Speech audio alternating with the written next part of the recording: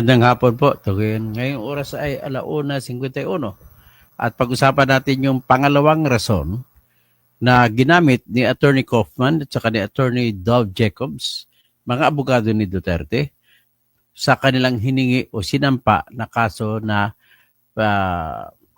ibabasura na ang kasong ay crime against humanity laban kay Digong Duterte. Ang una, bago ko ituloy ang sa pangalawang rason, nais kong bagitin na yung unang rason ay ni-discuss ko na kanina. At ang unang rason ay simple lang. Ilabas ko ito, nagsisimula lang po basically sa section, Article 12 at Article 13 ng Rome Statute. So ito po yung Rome Statute. Yan, Rome Statute. Pakita ko sa inyo Rome Statute. Rome Statute.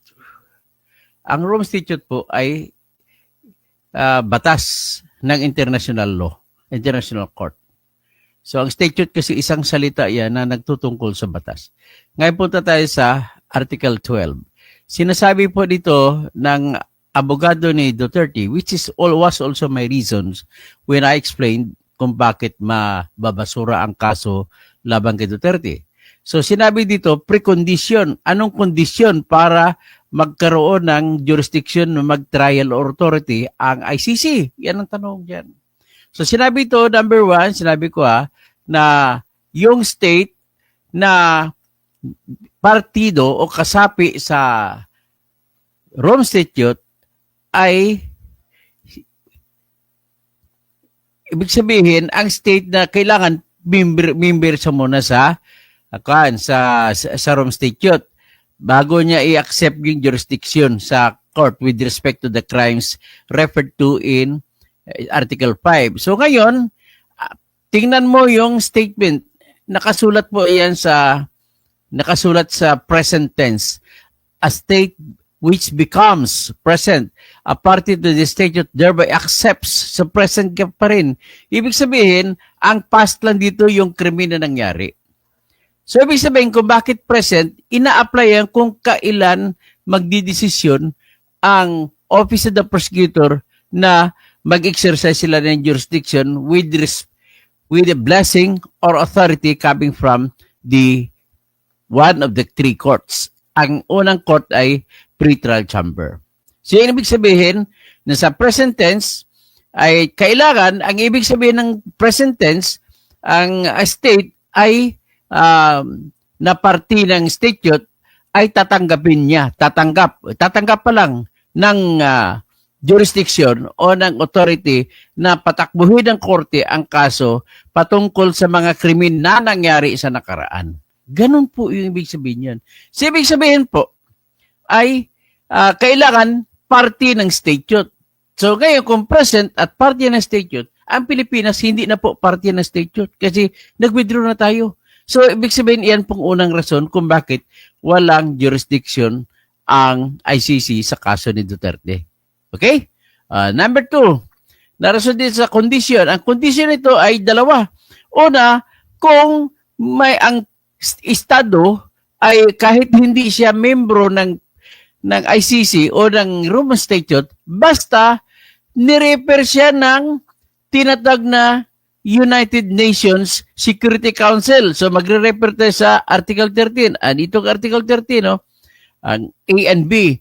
Ang pangalawang situation, kung nirefer ng United Nations ng Security Council.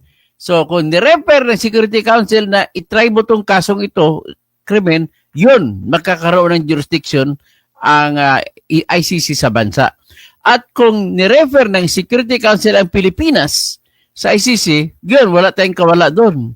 Next, sa C o sa B, sa A, sinasabi na may jurisdiction din ang ICC sakasakali ang isa sa mga krimen ay lumilitaw na nirefer o binigay po sa prosecutor ng state party. Ang Pilipinas, hindi naman state party. So, ibig sabihin, walang kapangyarihan ng Pilipinas magbigay sa prosecutor ng authority para sa krimen na nangyari. Yan. Very clear. Yan po sinabi lang yan ng abogado ni Digong, which was also my arguments. The state by which a person accused of crime is a national, kailangan jurisdiction sa nationality. So, kailangan kung Pilipinas nangyari, kailangan national ng Pilipinas din ang offender. Okay?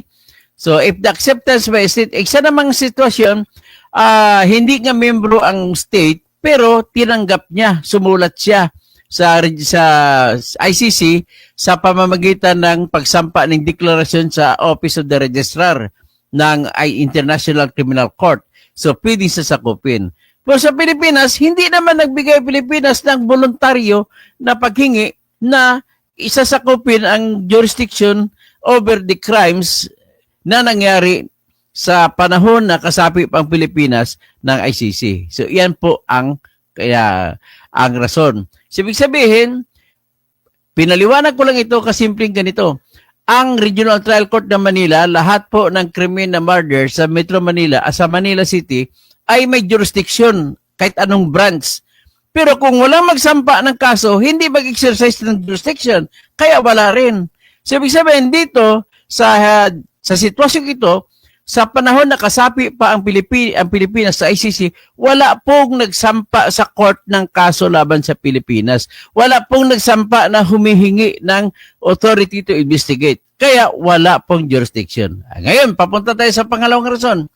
Ang isa sa pangalawang rason na binanggit ng mga abogado ni Duterte, si Attorney Kaufman at saka si Attorney Dove Jacobs, ay yung katotohanan na yung Supreme Court ng Pilipinas, kahit pa nagdesisyon nagsabi na may jurisdiction ang ICC sa lahat ng mga crime na nangyari sa panahon na kasapi pa Pilipinas ng ICC, ay sinasabi rito na obiter dictum lang yun. At higit sa lahat, wala pong authority ang Supreme Court ng Pilipinas para makialam at mag-interpret kung paano basahin kung anong kahulugan ng bawat talata o bawat probeso sa Rome Statute ng International Criminal Court.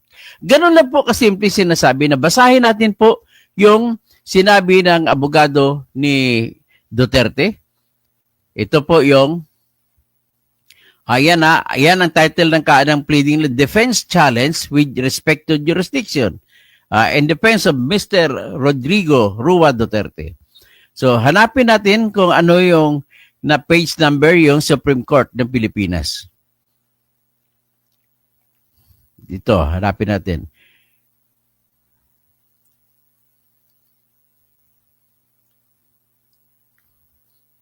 Dali lang ha.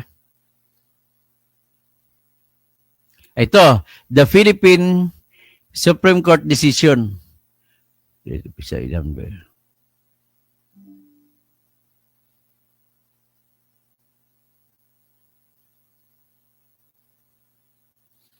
Ito, the Philippine Supreme Court decision, page 14. Puntahan natin ang page 14 ng kanilang pleading. Ito ay page 20. So, lampas na.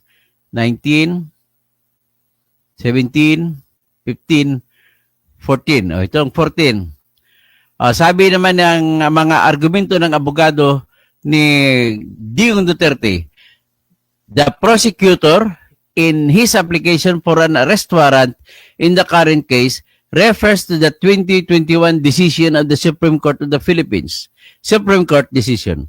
This decision is likewise of little relevance to the present discussion. Wala daw kahalagahan sa kaso sa ICC. So, una, as a matter of principle, the interpretation or application of the Rome Statute by domestic judges in the context of their national legal framework cannot and must not guide ICC judges.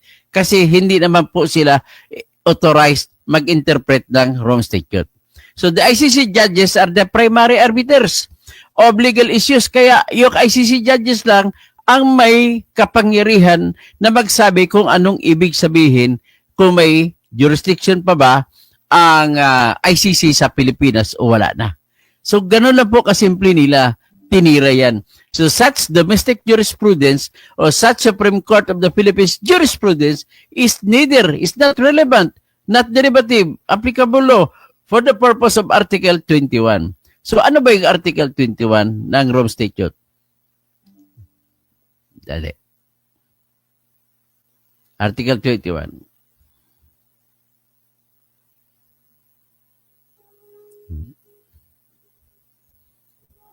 Ito 31. Itong Article 21, nagsasabi, Article 21, applicable law. The court, ICC court, shall apply in the first place. Ito, pabasa ko sa inyo. Ito.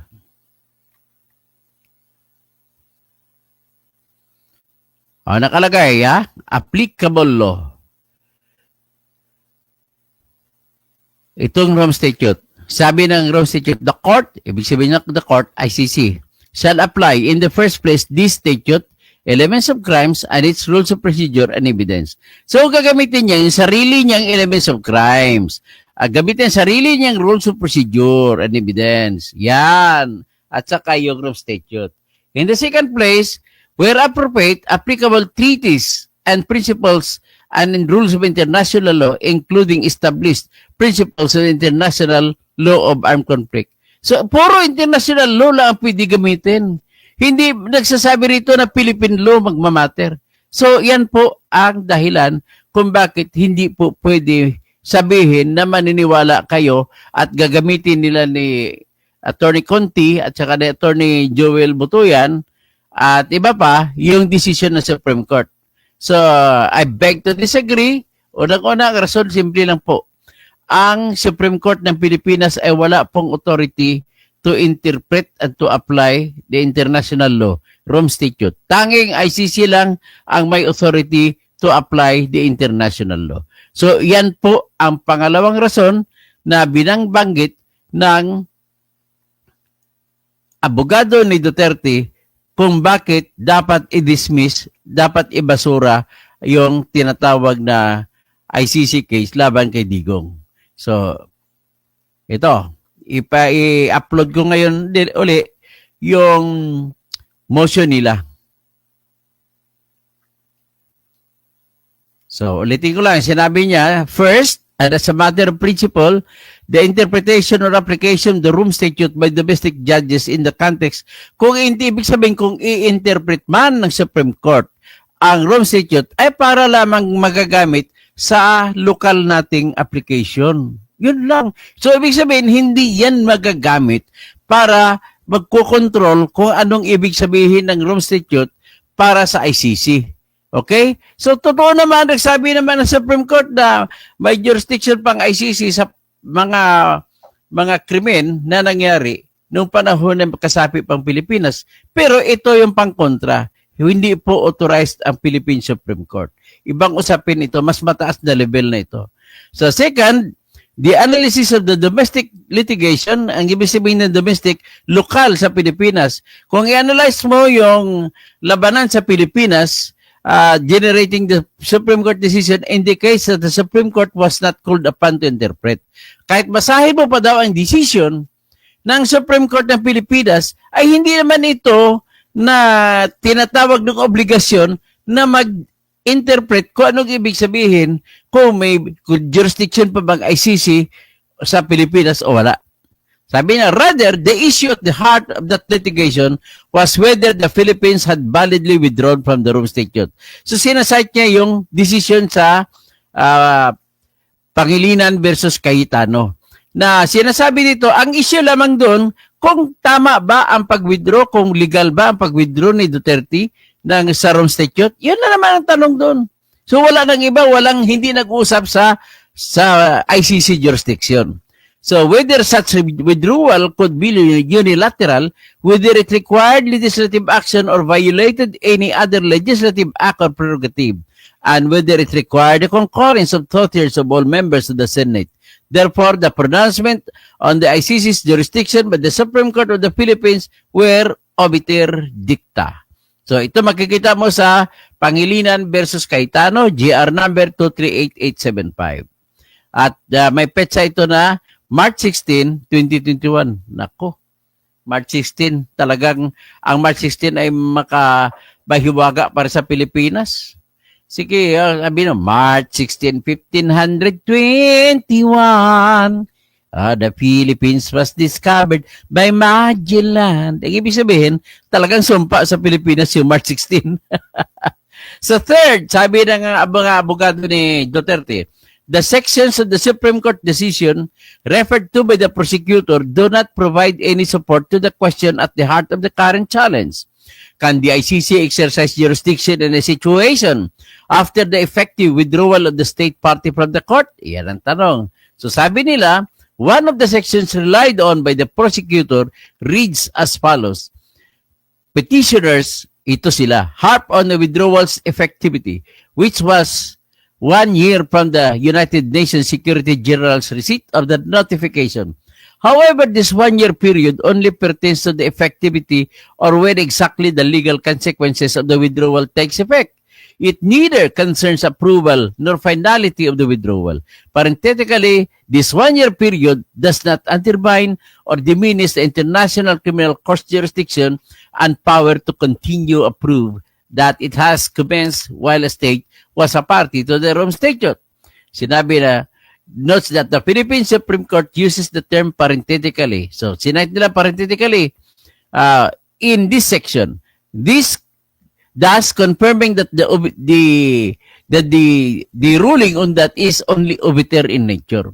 So, more importantly, however, the Supreme Court confirms that the ICC has jurisdiction, which is not the issue at stake. Jurisdiction po yan na dinalawang uri ng mga abogado ni Digong. Ang jurisdiction sa material para sa krimen na nangyari, may jurisdiction ng court. Sigagay, pinaliwanag ko sa inyo, may jurisdiction ng RTC ng Manila para sa lahat ng murder na nangyari sa Manila.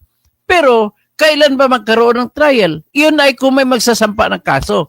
So dito, ang tanong, may nagsampa ba ng kaso para laban kay Digong? Ang sagot, wala. Kasi nagsampa ba sila ng kaso sa panahon na kasapi pang Pilipinas sa ICC? Wala po. Kasi nagsampa sila ay late na, May 24, 2021. Lampas na kasi final ang withdrawal natin ng March 17, 2019. So, lampas na at hindi na tayo pwede masasakop. Okay?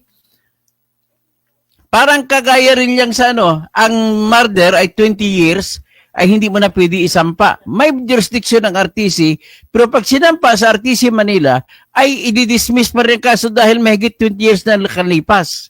Ganon po yun ibig sabihin, parang prescription din. Similarly, sabi naman ng abogado ni Duterte, another section referenced by the prosecutor fails to shed any light on the question raised in the current challenge. The International Criminal Court retains jurisdiction over any and all acts committed by government actors until March 17, 2019. Hence, withdrawal from the Rome Statute does not affect the liabilities of individuals charged before the ICC for acts committed up to this date. Indeed, in this section, the Supreme Court is patently addressing the question of the ICC's jurisdiction, not the ICC's exercise of jurisdiction. So, yan ang sinasabi niya. Ang tinutukoy lamang ng Supreme Court para pwede magiging tama ay patungkol sa jurisdiction material jurisdiction para sa kaso. Nakagaya sa murder, sa Manila ay nasa jurisdiction din po ng Manila RTC. Pero, exercise ng jurisdiction kung magsampa ng piskal natin sa korte, saka pa lang nag-exercise ng jurisdiction. At kung hindi ka makapagsampa, hindi magtutuloy-tuloy kaso. Sa panahon, kagaya kay Duterte dito, nagsampa sila at lampas na po ang pagiging kasapi ng Pilipinas. Kaya walang maitutuloy kasi invalid na ang pagsampa ng paghingi ng authority to investigate. So with that, be that as it may, mamaya tatakel ko naman yung pangatlong dahilan na sinasabi ng mga abogado ni Digong Duterte na si Attorney Nicholas Kaufman at saka si Attorney Dov Jacobs para sa kanilang motion to dismiss. So hanggang dyan lang muna tayo. Iksi-iksi lang para maintindihan ninyo. At magandang hapon po, Valerie Serna, Mary Ann Lozano, Sir Toto, magaling ka pa kay DOJ-SEC. Wala naman niya sa totoo lang eh. I can debate with them. Sa totoo lang, hindi ako nagmamayabang. Paul 27, masyado namang mababa tingin ng abogado ni Digong sa Supreme Court. Hindi po sa tingin yan. Sinasabi lang katotohanan ng Supreme Court ay walang authority. Sapagkat ang Supreme Court natin ay hanggang Pilipinas lang. Wala silang kinalaman doon sa international law. Okay? Dapat parinig dito ni Bad Vlogcaster Armandin para maintindihan niya kung bakit hindi nagtatalab yung Supreme Court na desisyon ng Pilipinas. Okay? Freddy, ito na vlogger at attorney, bilib ako pero hindi malaki ang aking bilib sa kanya, pero may tinatalakay siya na napakinggan ko na tama din siya. Ang importante, may penindigan tayo at titimbangin natin ang tama. Maniwala na kayo sa akin kasi naintindihan ko yung batas. Sorry po. Migo Nonoy Channel. Amigo, din ka na Migo. Di pa ba naintindihan niya ng mga tao? Pilit lang nila yan pero para mapadala si EPRD sa ICC. So, Jigger Yarte, yan ang sabi ko sa iyo, wala kayong alam sa batas ng ICC. Oh, sino ba sinasabihan mo? Jigger, magkaibigan tayo, Jigger. Rosario Labrido, hi Dr. Todo Kasing, very clear explanation. Freddy, sir, importante, sir, timbangin natin kung sino mas mabigat na kasalanan. Ang sa kasalanan po, dito natin kasubuhan si Duterte sa Pilipinas. Bakit hindi ayaw nyo? Dito sa Pilipinas para magkaroon ng trial dito. Ganun po yun. Pag sinabi nila, kasi dito, walang, madidismiss lang. Naku naman, si Bongbong Marcos kalaban niya. So, hindi bababantayan ni Bongbong Marcos yan? Takot naman ang judge kay Bongbong Marcos. Pag dito kinasuhan yan, sigurado ako yayariin siya ni Bongbong Marcos sa desisyon. Diba? So, Paul 27, RA 9851 is carbon copy of Rome Statute. So, may idea din ang Supreme Court about hindi po pwedeng idea. Hindi po pwede yan. Ang po pwede po, may authority ba siya? Hindi po binigyan ng Supreme Court natin ng authority para makialam sa Rome Statute. Ganun naman po. Maliban lang, gagamitin niyang Rome Statute, bibigyan niya kahulugan kung ano ibig sabihin para lamang pag-apply sa ating bansa. Kagaya nan, magagamit ng Supreme Court natin yung kanilang interpretative power para sa pagdesisyon sa habeas corpus kung tama bang pag-aristo o hindi. Diyan niya magagamit yan. Pero sa ICC jurisdiction, hindi niya po magagamit. Paul 27, di ba may ruling na ICC with about ang ruling po ng ICC ay hindi pa po final poll, no? Ang sa batas po sa Article 19, paragraph 2, may karapatan pa rin ang akusado na mag-challenge. Yung ruling ng ICC no, na 3-2, dalawang judge na nagsabi na walang jurisdiction ang ICC sa Pilipinas, ay pansamantala lamang yun. Kasi wala pang may karapatan pa po ang akusado na mag-challenge at magpapile ng motion para i-dismiss ang kaso on the ground of lack of jurisdiction or lack of authority. Sana ba tayo? Sabi, lutusin mong gobyerno ngayon sa may, sir, may headlines na sa Hong Kong, malaking pera. Nabakpan ko na yun, na-vlog ko na kanina yung nag-investigate ng Hong Kong monetary agency para dun sa 350 tons na gold ng mga Marcos sa Hong Kong. Si Andrea Guico, watching from Japan. Friday, 2028, sir, sigurado ako maging senador ka basta manindigan kayo. Titimbangin natin kung saan tayo, sir. Okay lang, sa tama lang po ako lagi, sa totoo lang ako. Freddy, ang tama dapat doon tayo ang mali. Mali, hindi dapat natin pinaglaban. Di wala naman akong pinaglaban na mali. Pasensya ka na po. Para naalala ko talaga, wala akong pinaglalaban na mali. Kung anong tama, doon lang po ako. Kaya nung nakita ko na mali sa ICC, talagang pinaglaban ko yun. Ganoon na kasimple po. So si Boy Severino, do you really want Digong to go home? Kala ko against corruption ka. He must be brought home para dito po siya lilitisin. Ganun po yung Boy Severino. Bakit natin doon ipapalitis? Dito sa Pilipinas, mas klaro, may jurisdiction ang Pilipinas, gagamitin ng Republic Act 9851. So Edna Hernali, naliwanagan ako sa kaso ni Tatay Digong pag nagpapaliwanag ka, attorney. Maraming salamat. Marami kaming napupulot sa mga katilinuhan sa pinagsasabi mo. Okay, salamat po. Regine Ford, magandang hapon po. Attorney Kausing, AH, kaya po yata ayaw nila kasuhan dito sa Pilipinas kasi gusto talaga nila dalhin sa ICC o para manalo sila sa politics. Yun lang naman ang ibig sabihin nun eh. Si Gregorio Dadula, pinaliwanag na nga ng dating Filipino judge ng ICC, hanapin ninyo yung interview. Sinasabi mo si Raul Pangalangan. Pres Perez, mayap agad panapon po. Mayap agad panapon sa mga kabalin ko, na imbag malim sa mga kapsat ko, at lahat po sa kayo, maayong hapon, maayong maupay nga kulop sa inyong lahat, at yun lamang po. Babalik po ako mamaya konti. Joseph Riveriano, ang problem lang kapag dito lilitisin kasi hindi, patas yan kasi unang-una, andyan naman si Digo ka. Patas yan, andito naman si Bongbong Marcos. Okay, hanggang